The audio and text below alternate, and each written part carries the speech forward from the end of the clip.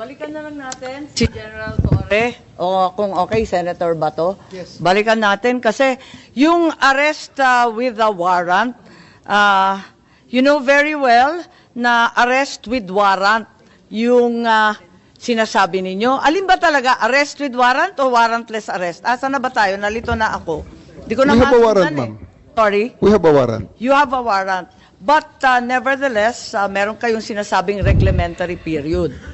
Ma'am, I'm just using it as a yardstick to define new requirements sa arrest with warrant na delivery of the arrested person to the judicial authority na nag-issue ng warrant without undue delay. But in reality po, that yardstick does not exist. Yes, of course, ma'am. Kasi wala naman deadline pag meron kang warrant, di ba? I should have delivered him earlier, ma'am, actually, kung tutuusin. Oh, Kung Bakit hindi, earlier pa? kung hindi ako hinadlangan, ma'am, dapat nadala na kaagad yun sa aeroplano.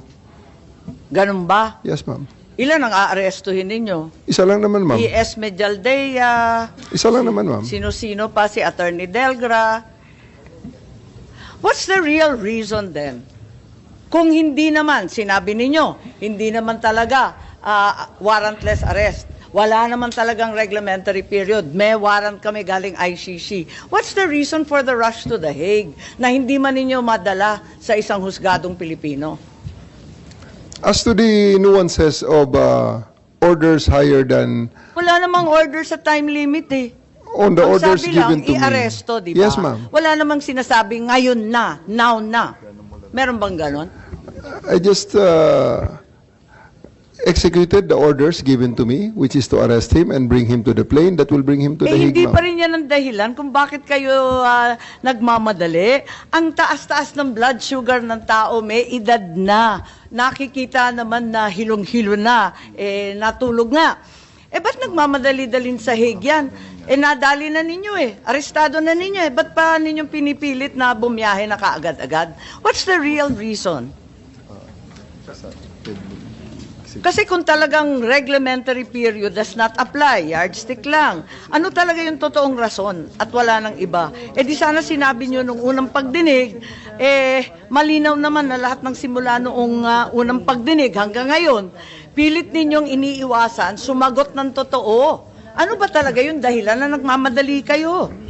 Ma'am, I will reiterate my answers a while ago. The position that my mission is just bring him to the plane that will bring him to the Hague. As to the rush, if you consider it as rush, It is a I rush.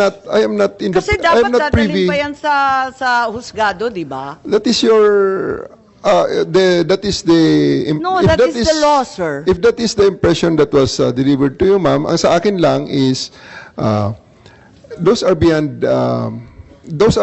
my competence to answer. Kung sa tingin niyo rush yan, it's not rush. It's something that I have to do na talagang isakay lang sa plane because that is the order that was given to me. As to the other nuances of that order, I may not be able to answer that intelligently or competently.